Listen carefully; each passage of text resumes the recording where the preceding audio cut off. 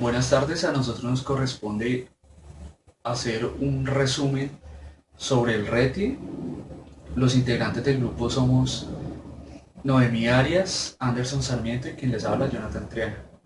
En primera medida, nos cuentan que el Ministerio de Minas y Energía, quien creó el Reglamento Técnico de Instalaciones Técnicas RETI por resolución en el año 2005, además es un instrumento legal de obligatorio cumplimiento que fija las condiciones técnicas necesarias para garantizar la seguridad en las instalaciones eléctricas nuevas, en remodelación y en proceso de ampliación, que tengan que ver con el proceso de generación, transformación, distribución y el uso final de la energía, el cual es actualizado por el Ministerio de Minas y Energía a través de mesas de trabajo.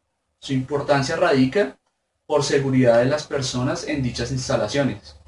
Además, quienes incumplan esta normativa se exponen a sanciones como la suspensión de su licencia o de su acreditación, y es vigilada por dos superintendencias.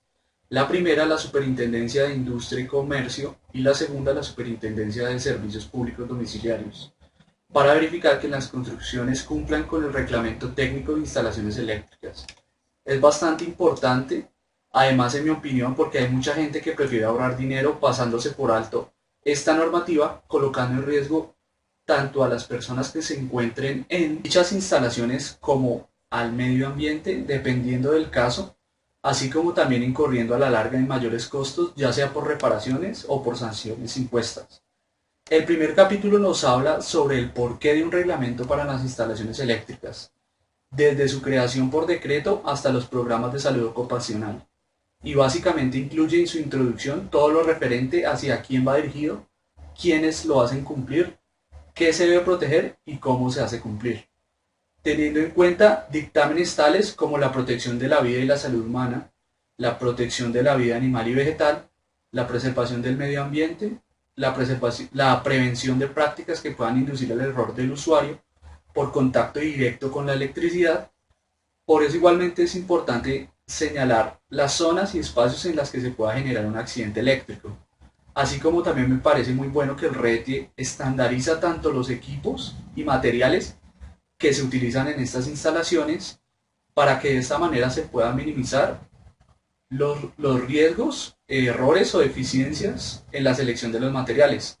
Así se obliga a usar este tipo de materiales y se evita el mejor me ahorro una platica, y esto aplica para todo lo que se considera como instalación eléctrica, remodelaciones o ampliaciones con valor de tensión nominal mayor o igual a 25 voltios en corriente alterna y mayor o igual a 24 voltios en corriente continua, con frecuencia de servicio nominal inferior a 1000 Hz.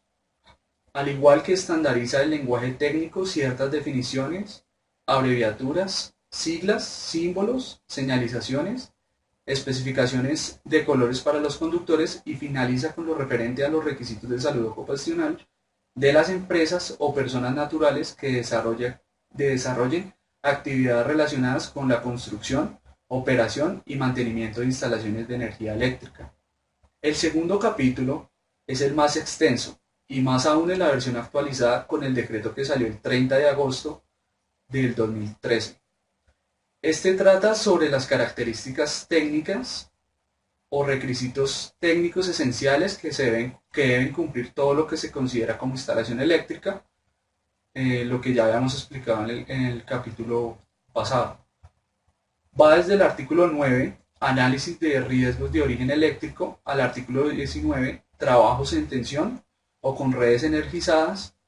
Comienza definiendo la electropatología y los efectos que pueden ocasionar la electricidad en el cuerpo, causando daños circulatorios, respiratorios, renales y musculares, dependiendo de su gravedad y lógicamente en el peor de los casos, la muerte. También nos habla sobre la evaluación del nivel de riesgo explicado mediante una matriz de riesgo, la cual veremos a continuación.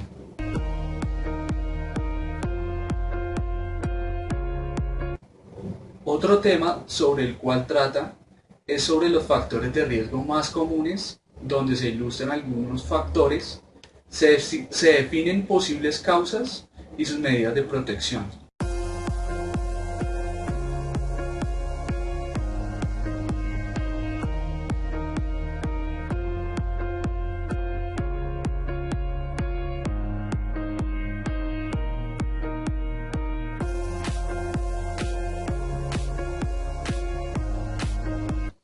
También todo lo referente a los requerimientos para el diseño de instalaciones eléctricas, responsables y sus competencias profesionales, referente a los diseñadores y constructores, productos usados y en el espacio que requieren para su montaje, operación y mantenimiento, técnicas de compatibilidad electromagnética.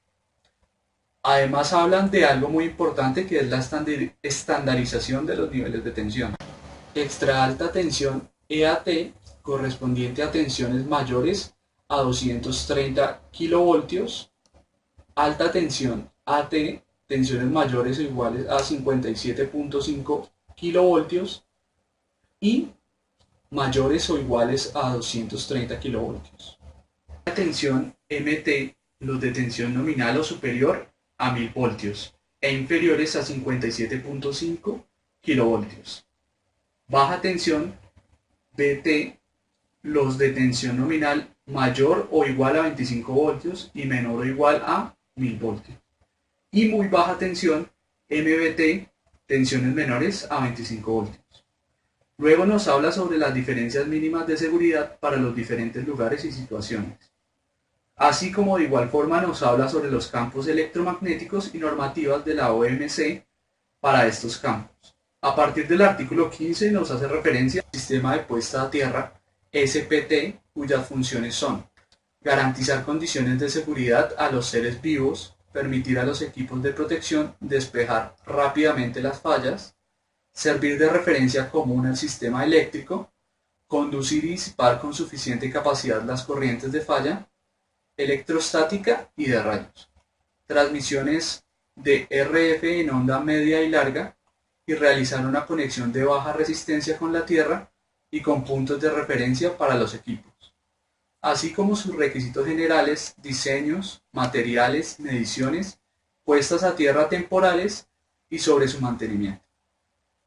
Para finalizar, los últimos artículos tratan sobre la protección contra los rayos, todo lo referente a la normativa del RETILAB en cuanto a seguridad de trabajo en redes desenergizadas y trabajos en tensión o con redes energizadas.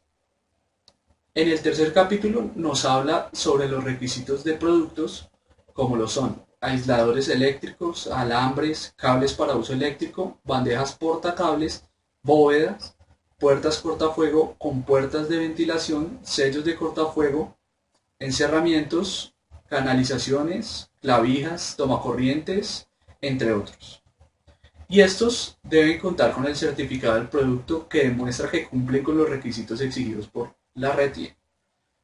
Antes de comprarlos e instalarlos se debe exigir este certificado emitido por un organismo de certificación acreditado por la Superintendencia de Industria y Comercio, y si no cuentan con esta certificación, quien inspeccione la instalación se le deberá rechazar y no podrá acceder al servicio de energía. Es también importante conocer los requisitos de elementos comúnmente utilizados, como lo son las tomacorrientes, además de la certificación del producto, deben cumplir con los requisitos para la aplicación que se prevea. Deben tener polo a tierra e instalarse de forma que la parte que conecte el neutro quede hacia arriba.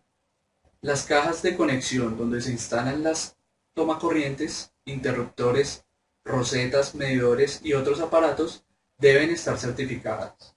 No pueden ser de calibre menor a 0.9 milímetros. Las dimensiones mínimas deben ser 101 por 53.9 por 47.6 milímetros. Y las pestañas donde se colocan los tornillos que sujetan los aparatos deben ser roscadas con una rosca 632 y profundidad no menor a 1.5 milímetros. En resumen, los cables, alambres y tuberías deben ser certificados. No se deben poner en riesgo nuestra seguridad con productos aparentemente más económicos. Por un cable mal aislado o de menor calibre al requerido, puede producirse un incendio o generarse una descarga eléctrica riesgos. En cuanto a las multitomas o extensiones eléctricas, no se deben aceptar si tienen un cable con área menor a AWG número 18.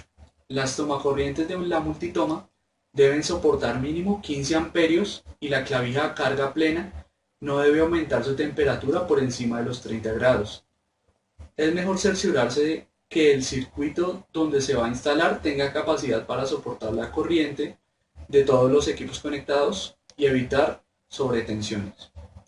El cuarto capítulo trata sobre los requisitos para el proceso de generación, los cuales deben cumplir las estructuras de las edificaciones de las centrales de generación, distancias de seguridad para garantizar la seguridad del personal en las centrales de generación, valores de campo electromagnético deben ser revisados para que no superen los valores establecidos en la red, así como sus puestas a tierra con sus respectivos requerimientos anteriores vistos en el artículo 15, subestaciones y otras estructuras asociadas a centrales de generación y como parte final lo referente a la operación y mantenimiento de las centrales de generación, las cuales deben cumplir con todos los requerimientos de tipo regulatorio, comercial, ambiental y de planeación municipal o distrital, así como los permisos y concesiones que le apliquen.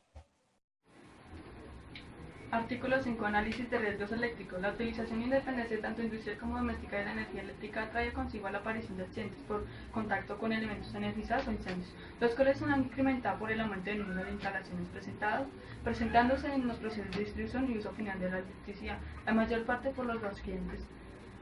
A medida que el uso de electricidad se extiende, se requiere ser más exigente en cuanto a la normalización y reglamentación. El resultado final del paso de una corriente eléctrica por el cuerpo humano puede predecirse con gran porcentaje de certeza. Se toman ciertas condiciones de riesgo conocidas y se evalúa en qué medida influyen todos los factores que se conjugan en los accidentes de tipo eléctrico. Algunos estudios, principalmente por el profesor Tancier, han establecido niveles de corte de corriente de los dispositivos de protección que evitan la muerte por electrocución de 0 al 100%. RETIL tiene como principal objetivo crear una conciencia sobre los riesgos de existencia en todo lugar donde se haga uso de la electricidad. Se espera que el personal calificado la aplique con función de las características de una actividad, un proceso o una situación en donde se presente riesgo. Evaluación del nivel de riesgo. Las personas calificadas responsables de la construcción de una instalación eléctrica deben evaluar el nivel de riesgo asociado a dicha instalación, teniendo en cuenta los criterios establecidos en las normas sobre soportabilidad de la energía eléctrica para los seres humanos. El umbral de fibración ventricular depende de los parámetros filosóficos y eléctricos, por ello se ha formado la curva C1 como límite para el diseño de equipos de protección. Los valores umbrales de corrientes de menos 0,2 segundos se aplica solamente durante el periodo vulnerable del ciclo cardíaco. Esto es con el fin de evaluar el nivel de riesgo eléctrico. Como lo son el riesgo alto, necesita alguna protección, no toma obligatoria de acciones. El riesgo medio necesita protección básica que se amplía según el criterio del ingeniero. El riesgo bajo se puede asumir en el riesgo vista la protección. Factores de riesgo más comunes. Un riesgo es más condición ambiental o humana, cuya presencia o modificación puede producir un accidente o una enfermedad ocupacional. Por regla, todas las instalaciones eléctricas sean implícitas en un riesgo y ante la imposibilidad de controlarlos todos en forma permanente. Se ha seleccionado algunos de los más comunes que tal no tenemos presentes en ocasiones en la mayor cantidad. El tratamiento preventivo de la problemática del riesgo eléctrico obliga a saber identificar, valorar las situaciones irregulares antes de que suceda algún accidente. Por ello es necesario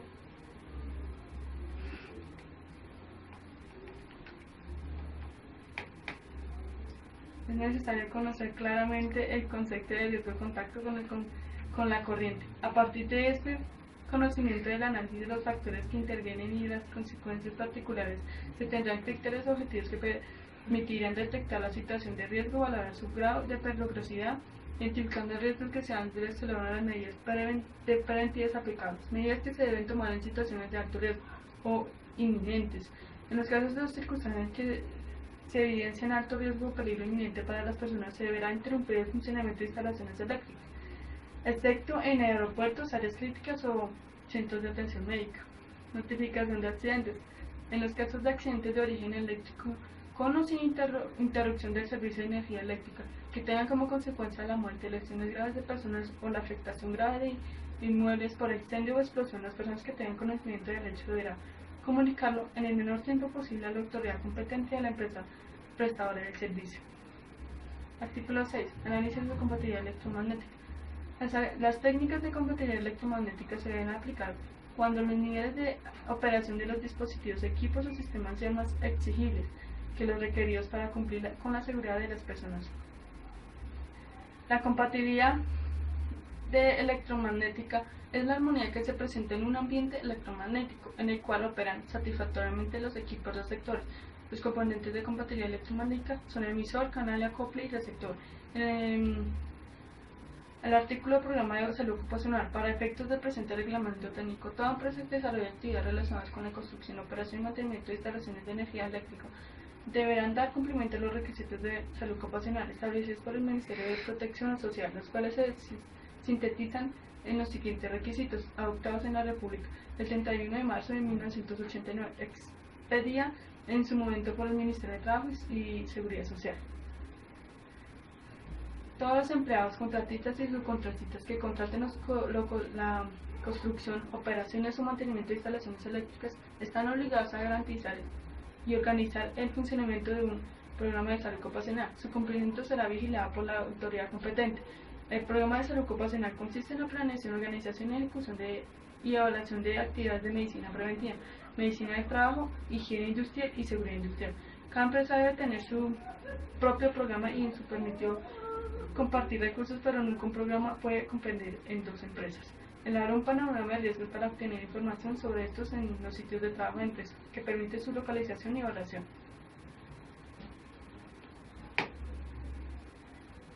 Los subprogramas de medicina preventiva y del trabajo tienen una finalidad principal, la promoción, prevención y trabajo de la salud del trabajador, protegiéndolo de los factores de riesgo ocupacional. Establecer y ejecutar las modificaciones en los procesos de superación, sustitución y materias primas peligrosas, encerramientos, aislamiento de procesos, operaciones u otras medidas, con el objeto de controlar la fuente de origen y o medio de los agentes del riesgo. Adicionalmente a estas medidas se deberán estudiar e implementar los programas de mantenimiento preventivo, las máquinas, equipos, herramientas, instalaciones locativas, alumbrado y redes eléctricas. Asimismo se deberá inspeccionar periódicamente las redes de instalaciones eléctricas, las maquinarias, equipos y herramientas utilizadas en general aquellos elementos que generan riesgos de origen eléctrico. Responsabilidad de los diseñadores. Tanto la memoria de cálculo como los planos y diagramas deben contemplar en forma legible el nombre y artículo profesional de la persona o personas que actúan en el diseño. Se mencionarán tales documentos y serán responsables de los efectos que se presenten de acuerdo con la competencia otorgada en su matrícula profesional. Excepciones de la exigencia del diseño. Se excluyen de la exigencia del diseño las instalaciones de uso final, de la electricidad destinada a vivienda unifamiliar y pequeños comercios o industrias, con capacidad inestable menor de 10 kilovoltios, siempre y cuando no tengan ambientes o equipos especiales y no tenga parte en edificaciones multifamiliares o construcciones consecutivas, objeto de una licencia o permiso de construcción común. Productos usados o las instalaciones eléctricas. La selección de los materiales eléctricos y su instalación estará en función de la seguridad, su uso, empleo o influencia del entorno, por lo que se deberá tener en cuenta, entre otros, los siguientes criterios básicos: la tensión, la nominal de la instalación, la corriente que se trabaja con la corriente de la operación normal, frecuencia que se debe tomar en cuenta la frecuencia de servicio cuando influyen las características de los materiales, potencia que no supere la potencia del servicio, corriente cortocircuito. Los equipos que deben soportar la corriente del cortocircuito previstos, compatibilidad de los materiales, no deben causar deterioro en otros materiales en el medio ambiente ni en instalaciones eléctricas adyacentes. Tensión en el ensayo dialéctrico, tensión asignable mayor o igual a las sobretensiones previstas. Otras características, eléctricos o mecánicos que pueden influir en el comportamiento del producto, tales como el factor de potencia, tipo corriente, conductividad eléctrica y térmica. Las características de los materiales en función de la influencia externa, medio ambiente, condiciones climáticas, corrosión, altitud y etc. Temperaturas normales extremos de operación exigente de certificado de conformidad para productos para que así lo contemple. Construcción de instalaciones eléctricas. La construcción de toda instalación eléctrica al objeto del presente reglamento debe ser dirigida o supervisada por una persona calificada, con matrícula profesional, certificado de inscripción o profesional certificado de matrícula vigente, que según la ley de faculte para este tipo de construcción debe cumplir con el presente reglamento y que lo aplique. El constructor debe verificar el diseño si está acorde con el RTI, debe aplicarlo. Si razones debidamente justificadas considera que no es apropiado, debe documentar técnicamente las causas de derivación. Otras personas responsables de las instalaciones eléctricas. Para toda instalación eléctrica cubierta por el presente reglamento será obligatorio que actividades tales como construcciones, interventorías, recepción, operación, mantenimiento e inspección sean realizadas por personas calificadas con matrícula profesional, certificado de inscripción profesional o certificado de matrícula, que de acuerdo a la legislación vigente a la facultad que se ejerce dicha actividad, tales personas responderán por los defectos resultantes de su participación en la instalación. Conforme en el presente reglamento, todas las instalaciones eléctricas del objeto del presente reglamento deberán demostrar cumplimiento mediante el certificado de conformidad. Los organismos de inspección no deberán expedir estrictamente de la conformidad con el RTI a instalaciones eléctricas diseñadas, construidas o supervisadas por una persona que según la legislación vigente no tenga la competencia legal para el ejercicio profesional de dichas actividades. Del operador de red o quienes hagan sus veces no deben dar servicio de instalaciones que no cuenten con el certificado de conformidad con el RTI. En el evento que se ejerce una instalación sin contar con este certificado, la empresa que presente el servicio será la responsable por los defectos que se deriven a dicha decisión. Operación y mantenimiento de instalaciones eléctricas. Las personas que se encargan de la operación y mantenimiento de instalaciones eléctricas con su defecto, el propietario de la misma serán responsables de mantenerla en condiciones seguras.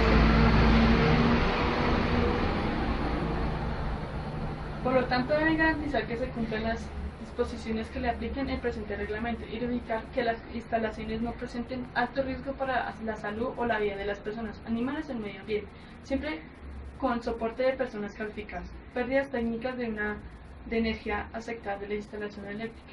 Las instalaciones eléctricas deben cumplir con los requisitos de pérdidas técnicas determinados por el REG o la reglamentación técnica aplicable sobre una eficiencia de energía eléctrica. Gracias. Buenas tardes, soy Anderson Sarmiento y vengo a hacer unos resúmenes de los capítulos 9, 10, 11 y 12 y 13 de RTI. Capítulo 9. Prohibiciones.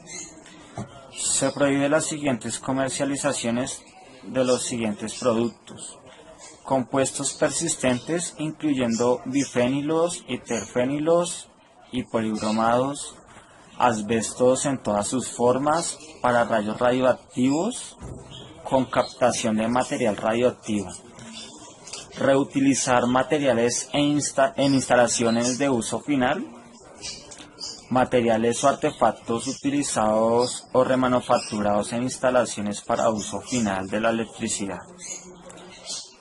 El uso de la tierra como único conductor de retorno. Queda prohibida la construcción de instalaciones eléctricas donde se use la tierra como único conductor de retorno de la corriente, es decir, no se aceptan sistemas monofilares a excepción de las que conecten la señal de salida de pulsadores en cercas eléctricas. Aquellos sistemas monofilares donde los sistemas de puesta a tierra presenten deficiencias deben ser consideradas como instalaciones eléctricas de alto riesgo. Capítulo 10. Demostración de la conformidad.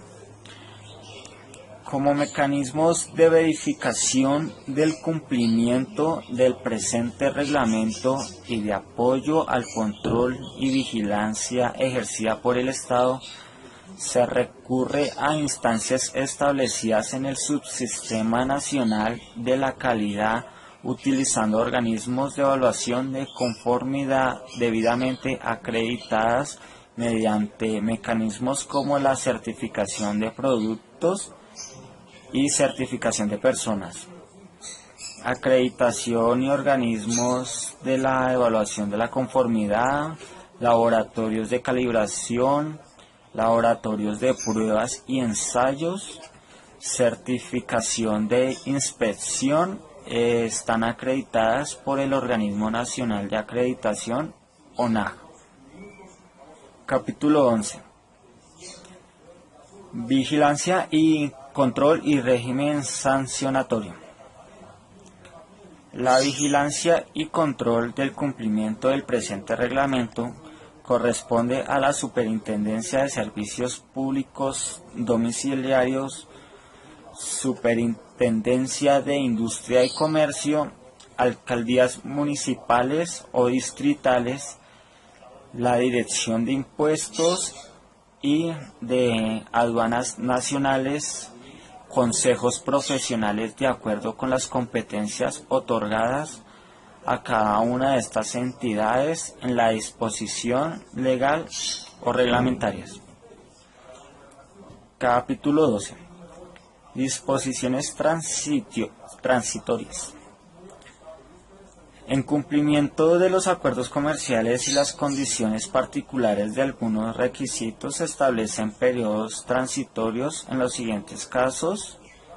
Como dice el artículo 38, en requisitos transitorios, para los efectos del presente anexo general se tendrá en cuenta las siguientes disposiciones transitorias: certificados de competencias de personas, que hasta que se cuente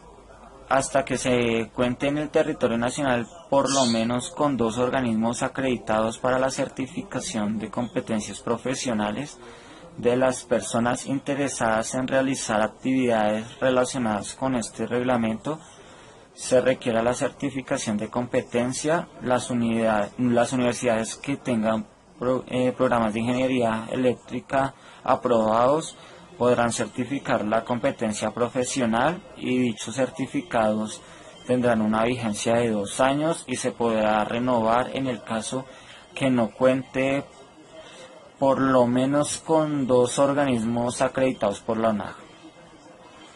Los certificados expedidos en el tiempo de transitoriedad tendrán plena validez. Certificados de conformidad de productos.